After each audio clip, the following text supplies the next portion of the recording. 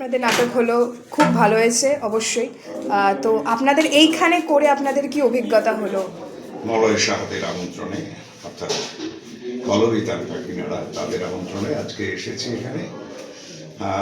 এমনি আয়োজন তো ভালো, স্টেজটাও মোটামুটি বড় স্টেজ। খুব ছোট স্টেজে অনেক সময় করতে খুব অসুবিধা হয় সেটে টাঙানো এখানে, এবং যথেষ্ট শীতও।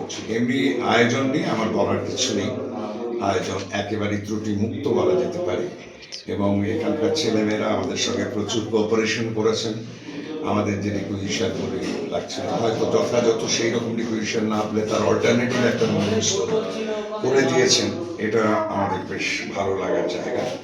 যেরকম একটা নাট্য দলের কাছে আমরা আশা করি, যেহেতু ওরা একটা নাট্য দল, কলরিতার একটা নাট্য দল, অতএব একটা শৃঙ্খলাবদ্ধ নাট্য দল, অতএব ডিসিপ্লিন নাট্য দলের কাছে যেরকম পাই আমরা, ঠিক সেই রকমই এখানেও পেয়েছি। সেই জন্য সবাইকে আমাদের ধন্যবাদ, তোমাদেরও ধন্যবাদ, অসংখ্য ধন্যবাদ। অসংখ্য আগামী দিনে তোমাদের সঙ্গে আবার দেখা হবে। নিশ্চয়ই নিশ্চয়ই, অসংখ্য ধন্যবাদ।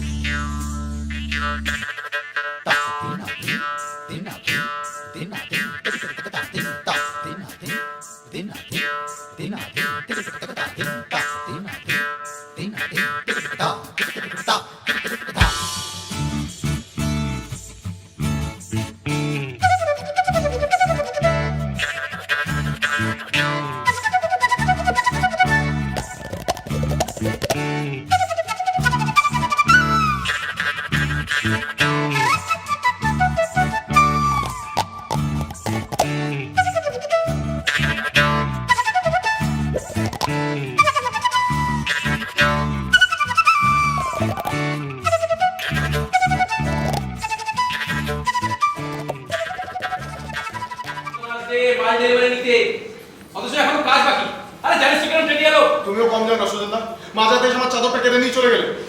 তুমি না তো আবার কে? এদিকে সারা রাত আমি মশা কামড়ে ঠান্ডা একেবারে নাজেহাল হয়ে গেলাম। তুমি না এক নম্বরে সেলফিশ লোক একটা। দেখো সুজনদা, কালকে তেল কলের পাঁচু আমাকে বলছিল, জানো কি বলছিল?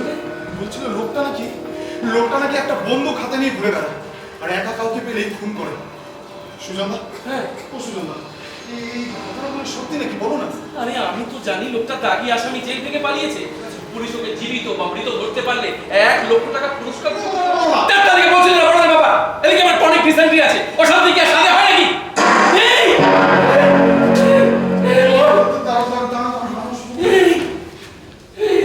এই বল না কি রে? এই বল, তাদেরকে উদয় হবে কেউ বলতে পারে না। এই যে দিন 15 আগে ময়লায় যে আরো একটা খুলো, তার বাড়ি ভর্তি লোকজন আর গেটে দরবার, অথচ লাশটা কোথায় পাওয়া গেল? কোথায়? 3 তলার ঘরে।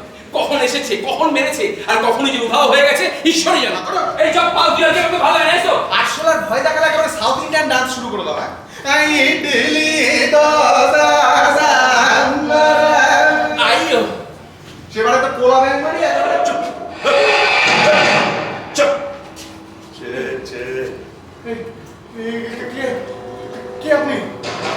আমার সম্পর্কে এতক্ষণ আলোচনা করছিলেন, মানে আমার সম্পর্কে আলোচনা করছিলেন।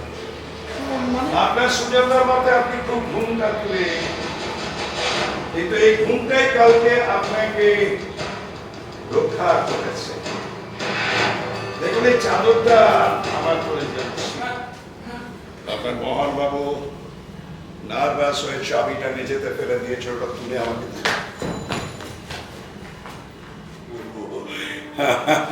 প্রশ্নটা খুব ছোট, কিন্তু উত্তরটা খুব কঠিন। তাহলে আমি কি করব?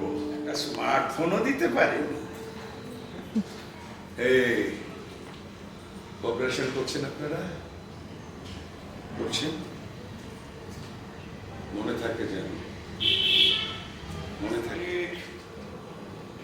ভালো একটা সিন্দুক বানিয়েছে, খুব ভালো। ভাঙা তো কারণ মাঝখান থেকে আমি ঘেমে নেই একা কাণ্ড। আপনারা এখানে কি করেন? আপনি আপনার কর্মচারী? আপনি কি করেন পার্টিকুলার? আমি ওই সেলসটা দেখি, জিনিসপত্র লেখালেখি করে রাখি। ওই সেলসম্যান। কাউকে হত্যা করছি না, আপনাদের মার্কেট না আসা পর্যন্ত আমি কাউকে হত্যা করছি না। কারণ মৃত লোকের সঙ্গে অপেক্ষা করা আর জীবিত লোকের সঙ্গে অপেক্ষা করা, দুটোর মধ্যে বেটার অপশন হচ্ছে জীবিত লোকের সঙ্গে অপেক্ষা করা।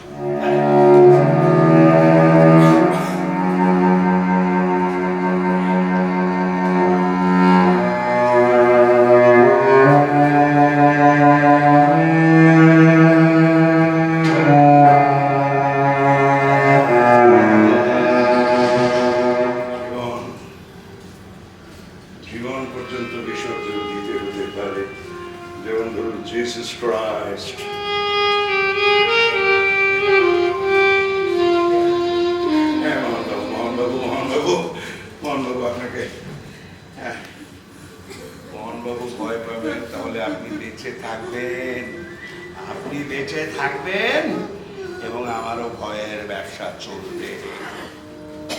এ বাবা, মোহনবাবু সুজনবাবু কি গোমার হয়ে গেলেন নাকি? দেখেন সব একটিং ফিক্টিং এ কিছু হবে না।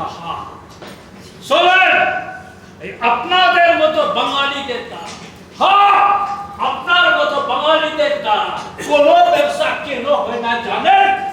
আপনারা কোথায় বলেছেন? কি ব্যাপার? কথাটা শুনুন আমার। দরজা খুলে দিয়েছি। আপনি আপনি আপনি আপনার মোবাইল ফোনটা দিন তো আপনাকে আমাকে। মোবাইল কেউ মোবাইল क्यों देखा? আরে বাবা ফোনটা দিন না। মোবাইলটা চেয়েছে তো কিউ করছেন কেন? চুপচাপ দিন। ठीक है ले लो मोबाइल।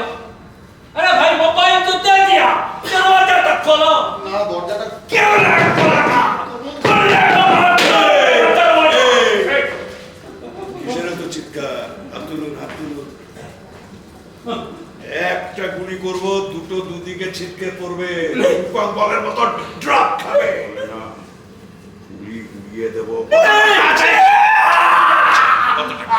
মুখে মুখে মুখে মুখে মুখে গুলি করবো। কত টাকা আছে?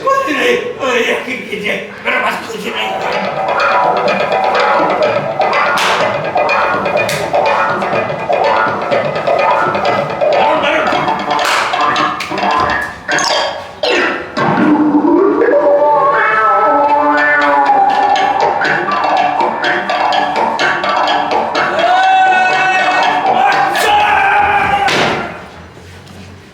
হ্যাঁ, আপনি আমাকে ধাক্কা দিলেন কেন? তোমরা খুব ভালো করে জানো বাবার স্ট্রোকটা হয়ে যাওয়ার পর আমি পুরোপুরি তোমাদের উপর ডিপেন্ডেন্ট হয়ে এই গোটা কাঠগোলার দোকানটা চালাচ্ছি, যাতে চালানোর চেষ্টা করছি। New customer. New customer? হ্যাঁ বলুন কি চাই? খদ্দেরের চাহিদা আমরা সাধ্য মতো মিটি। হ্যাঁ জানি ম্যাডাম, আপনি আপনারা মানে আপনি বিশেষ করে খদ্দেরের চাহিদা সাধেছিলেন পড়াশুনোর কাজে। আপনার বাবা সেখানেই আপনি সিগারেট খাওয়াটা রপ্ত করেছেন। বাবার স্ট্রোকটা হয়ে যাওয়ার পরে আপনি তমলুকে ফিরে আসেন এবং